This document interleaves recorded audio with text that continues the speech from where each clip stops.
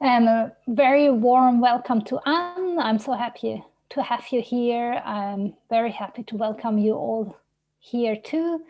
Thank you for participating.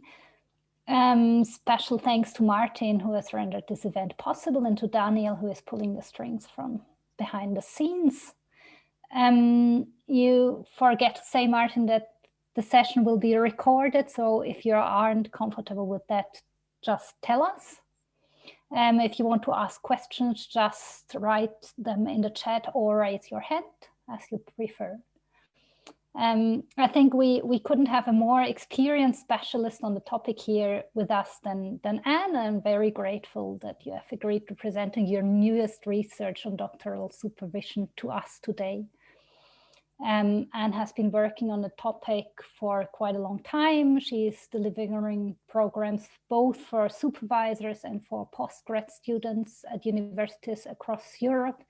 She has been involved in research projects about the subject, and she's giving keynote presentations at conferences all around the world.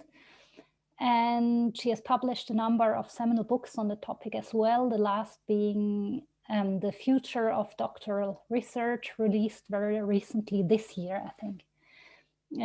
As Martin said, doing a doctorate at an art university can be quite different from the traditional doctorate.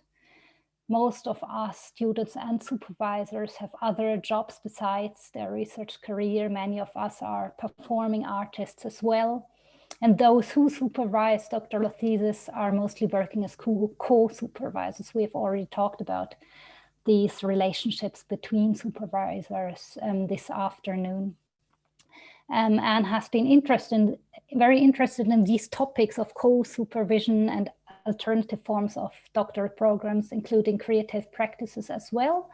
She has already shared some of her findings on these topics with us in the afternoon, and now I'm looking very forward to learn about her newest research findings.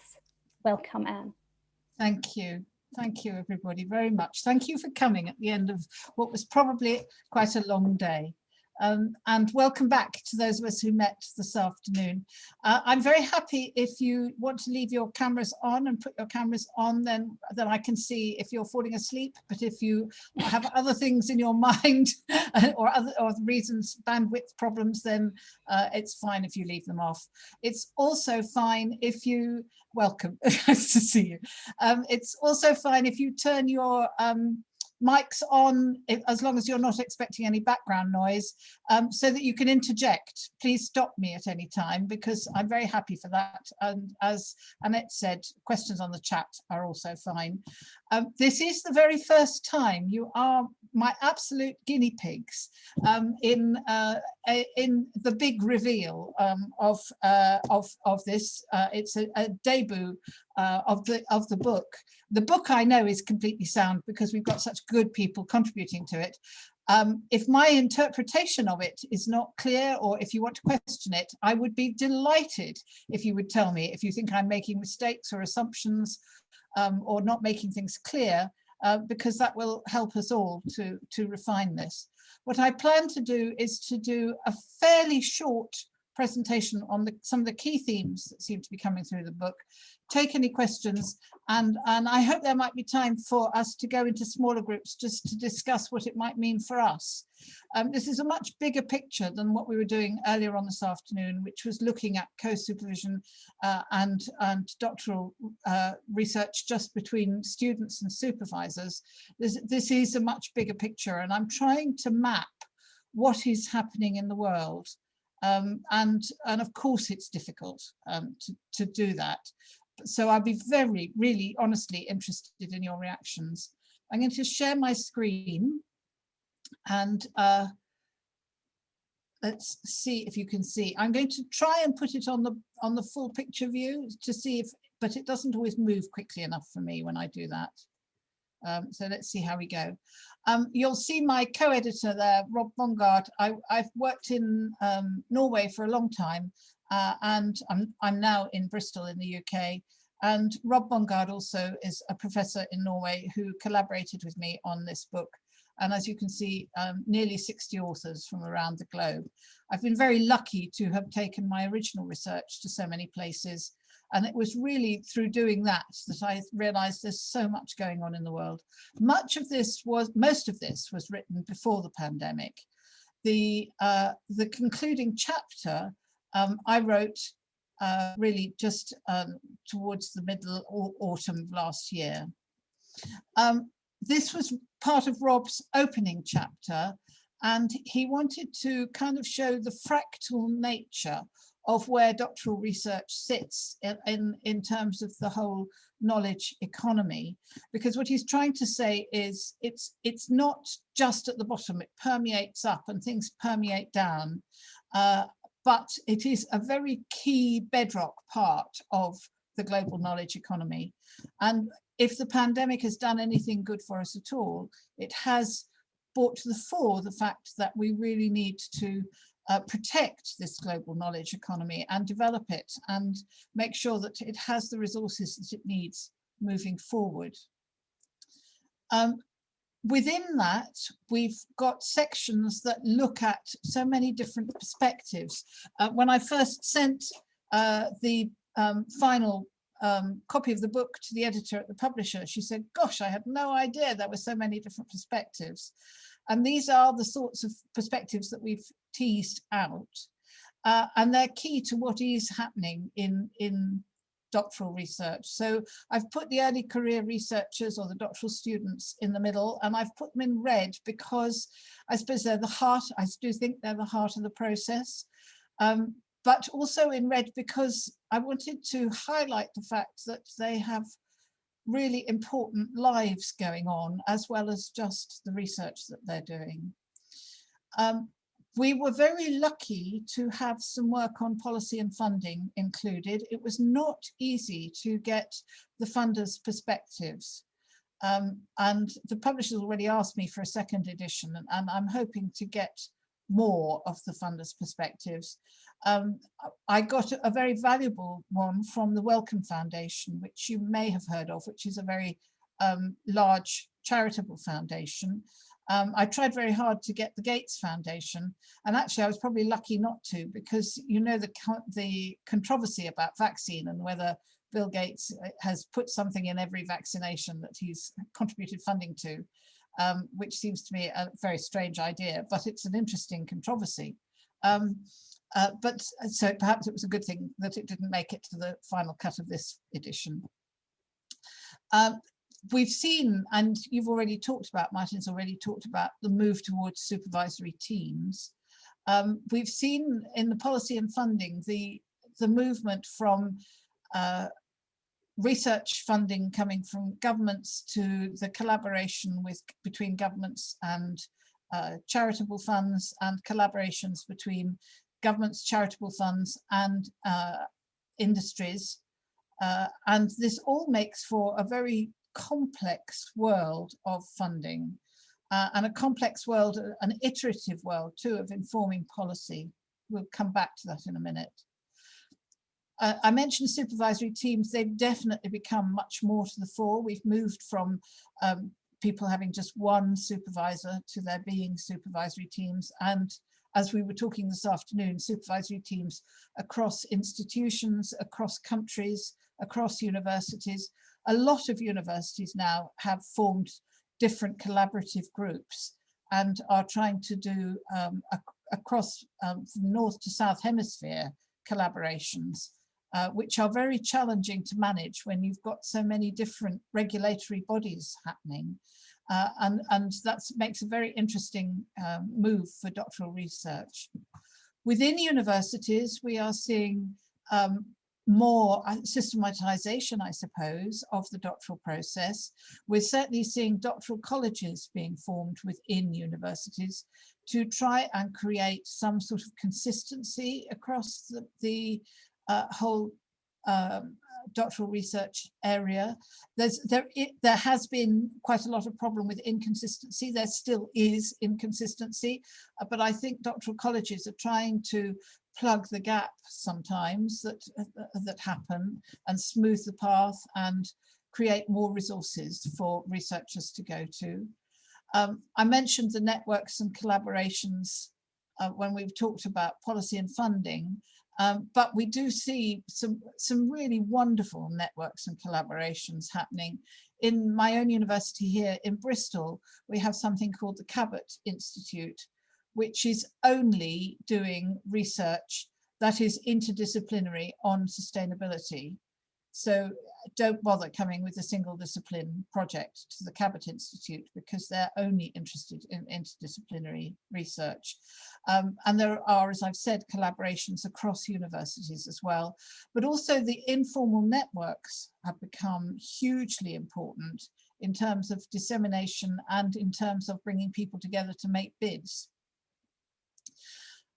A lot of what is behind this explosion really in doctoral research rests on the basis of whether there is a good ethical underpinning. And the ethics applies to all sorts of things. It applies to whether the research itself is done ethically. It applies to the relationship between the supervisors and the students. It applies, of course, to the relationship between the students and any of their data subjects research that they're carrying out.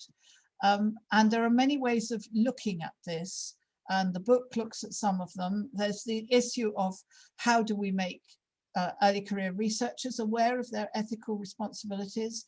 How do we encourage supervisors to be aware of them? Whether there is a university level ethical practice. In many universities, of course, there are ethics committees, and research has to go through ethics committees before it can be started, which has a big impact on how we manage a research project.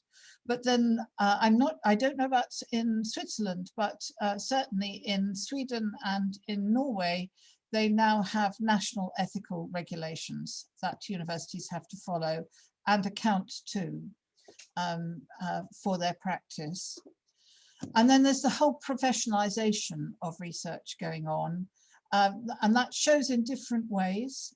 It shows within a network called Pride, which is offering quite a lot of support to early career researchers.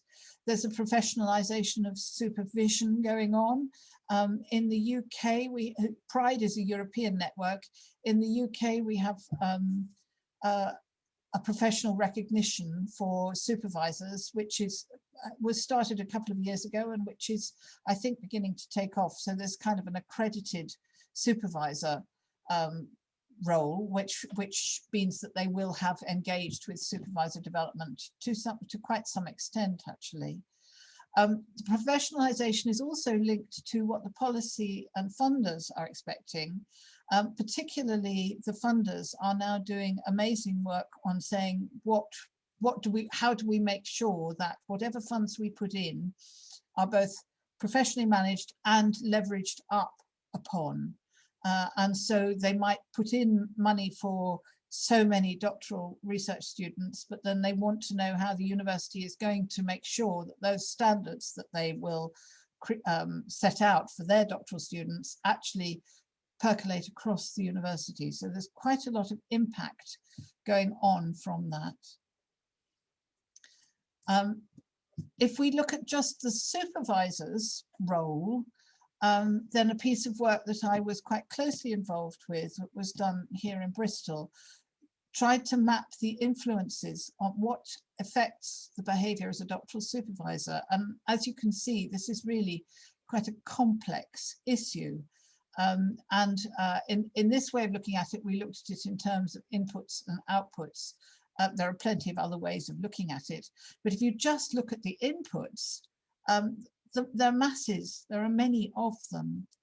And one of the things that has happened to try and level this playing field, really, that the students experience from different types of supervision is for universities to try and map this. Now, there are several examples in the book of universities trying to map these types of inputs and say, are they actually coherent, or are some of them antagonistic to each other? because if they're antagonistic to each other, then maybe the outputs will not be very coherent either. There are some that are really tricky, of course, that you can't map, things like personality. You can't manage that in the same way as mapping some of these other things. If we look at the bottom of this diagram, there's quite a lot of measurement going on. And I don't know if you've heard of something called the PRES survey, which happens in this country and similar happen in other countries, where doctoral students are asked to give their feedback on the type of experience they're having. And this survey is then being made public in a slightly anonymized way across the country in the UK. Other measurements that are happening, of course, the REF, the Research Excellence Framework, which is measuring research outputs in terms of publications and intellectual property acquisition, I suppose, and then measured by completion rates. That's a very big one in some countries. They're trying very hard to make doctoral research within a time-limited period, and they're looking at those completion rates. They vary enormously in my experience. Even within the UK they vary. So I can work with one university where they have quite a lot of business students who, in the same way as you have actually, have these business students are part-time, they have other jobs. And their completion rates are an awful lot lower than if you go to somewhere like Imperial College, where they've got a lot of full-time science students and their completion rates are up in the 90+%. And that would be completion within, it varies between 5 or 7 years. But some countries are saying we're not willing to invest in universities where the completion rates are not good enough. So that's become a really big issue for some universities. If we look at output 3, reputation, external and internal, in the book is an example from ETH in Zurich, where they did a massive, I think Annette knew about this, they did a massive consultation and conference to try and cohere a lot of these things and to say, where have we got issues that are not coming together well, and what do we need to do about it? So where do all these take us? Well, these are some of the themes that come out from these nearly 60 authors, I think. I've put this as a versus, but it isn't only a versus. It can be an and or government and or private funding, but it's become more complex, and that's why I've put a picture of the monkey puzzle tree, because it is a monkey puzzle. And I think different universities and different departments need to work out where they lie in this puzzle. Because obviously intergovernmental funding happens, and it certainly happened very well within Europe. Whether Europe's going to be able to keep it up is a very key question, I think, at the moment.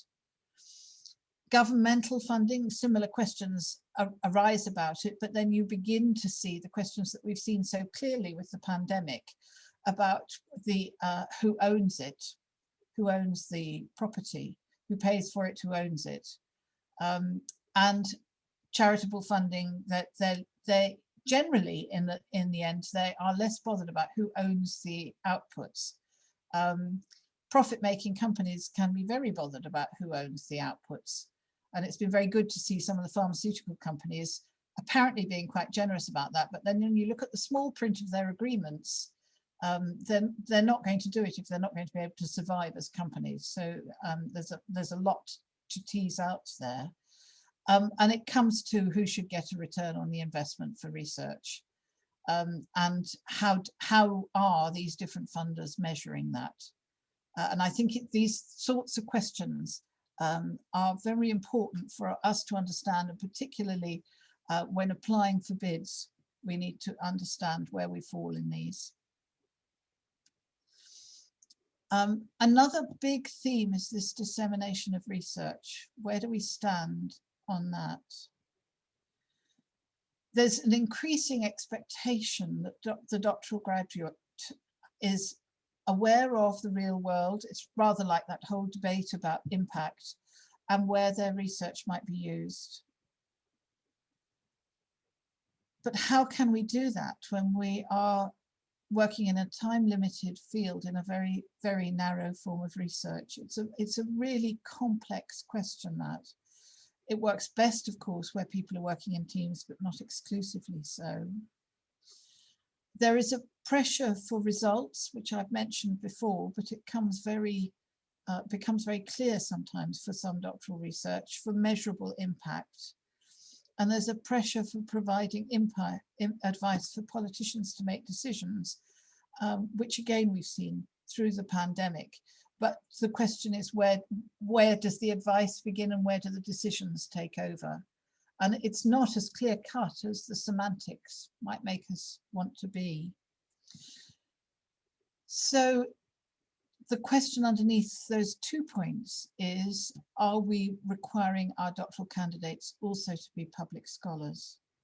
We've had in this country a move to public professors of different subjects. And I think that suggests that there is this increasing move to make people really aware of where their research might fit for the greater good, for societal good. The picture is of the Rosetta Stone, of course, in the British Museum, which is in 3 languages, but Egyptian, I think, at the top and Greek at the bottom. And then there's another one beginning with D in the middle, which I've temporarily forgotten. But it was, of course, the stone which enabled people to understand Egyptian hieroglyphics because of the translation. And that's why I've got it there, because how do we help our doctoral students translate their work is really important. And this is why earlier I was talking about the importance of cohort groups, where students start articulating their work to each other. Not just people within their own very small field, but across a slightly broader field, so that they begin to be able to explain it more easily and coherently to people who don't understand the field. Another pressure is, are we global or are we local? There are arguments for both, and I think we need to know very clearly where we are. So there's local research has a real place for identifying nuanced questions, and they can be real life questions which need a very local answer, so they can meet local needs. And also, as we know, within universities anyway, they are engines for regional transformation. So it's not only the research arm that does that. On the other hand, the international collaborative networks can put massive resources to bear in tackling the existing problems. And the UN major, I think it's 12 major objectives, won't be met just by local research. So it's really important to have these international collaborative networks. And they also facilitate the dissemination and the use of research results. The photo is of the north of Norway, and it's intended to sort of imply the top of the world.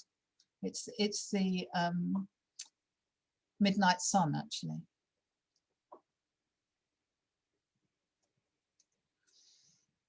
There's also a debate about what we're doing with doctoral research. Are we actually trying to create our future academics? Are we trying to create future teachers?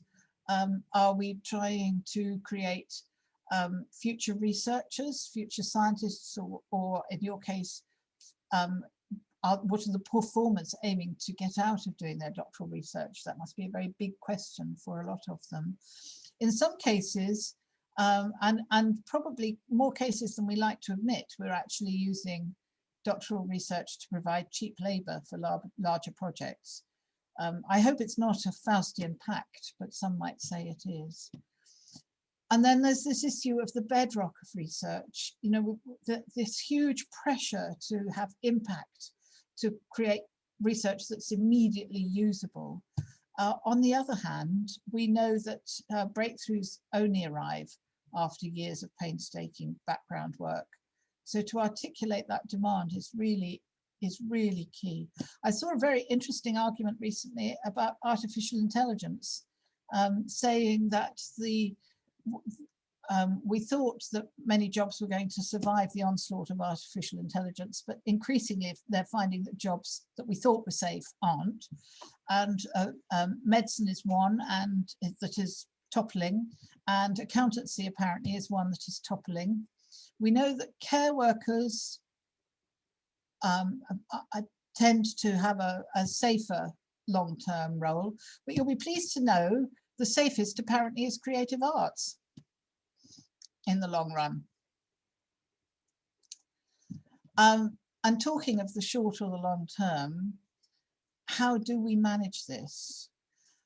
If we are really short term, we do have problems, particularly this third point, well, the second and the third point.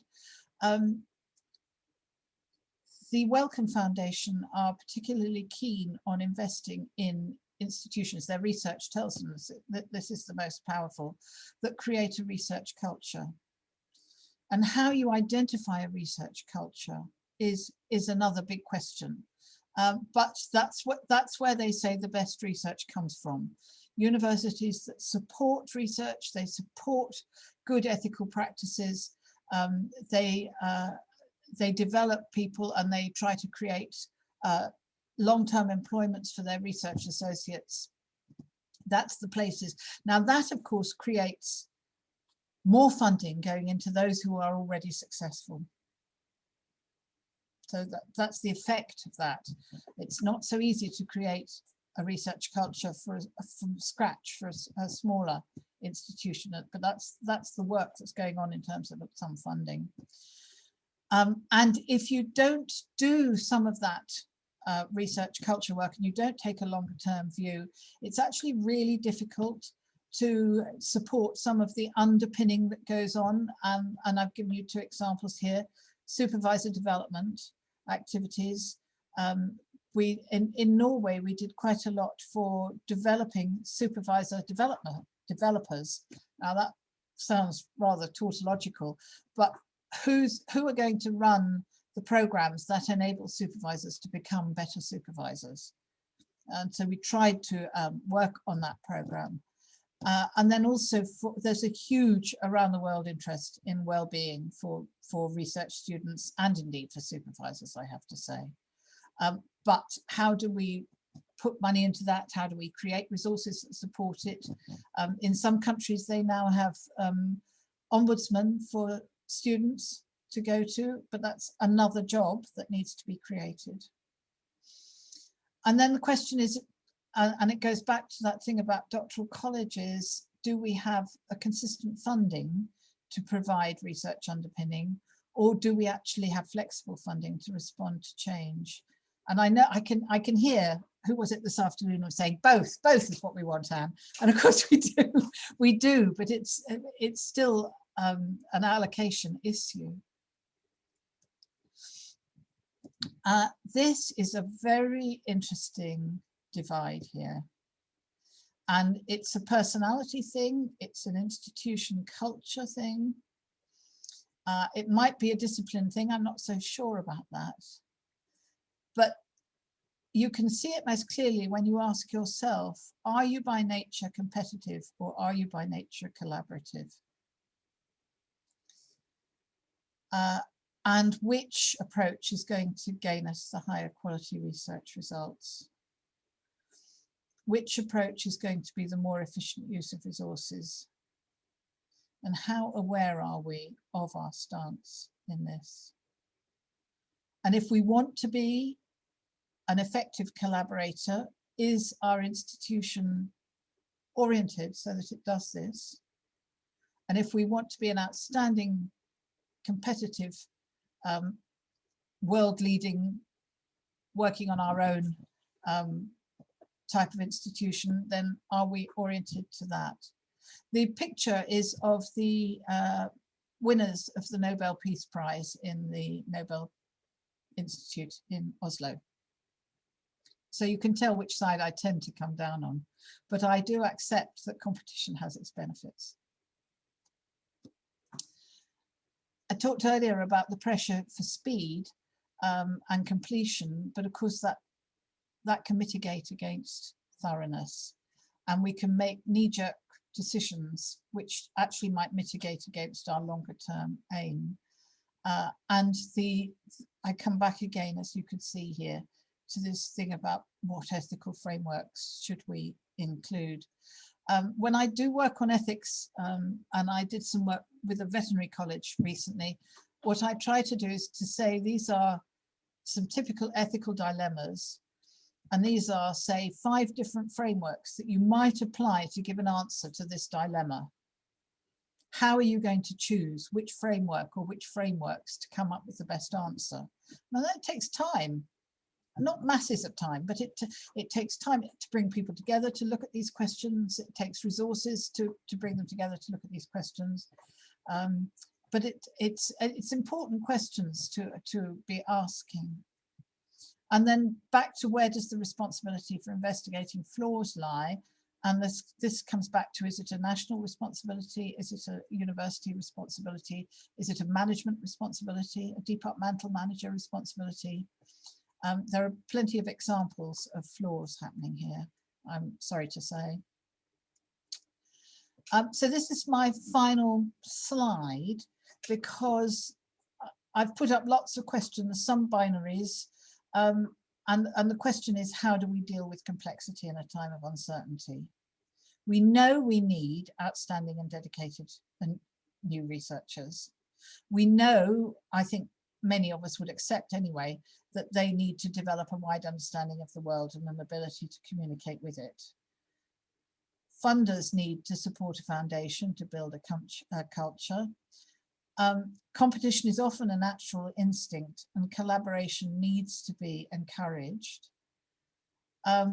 Whatever routes we choose, we need to make space for the other. So we might want to be very collectivist, but we need to understand that there needs to be room for the individual. There needs to be room for the research student and the rest of their lives to work. So we need to be able to focus on the small things and see the big picture. And it's a very demanding world we're in. So really my final summary is to say that the old structures and approaches are often going to be too limiting. And post-formal thinking requires flexibility but coherence. And it requires us to be able to have the capacity to switch between systems.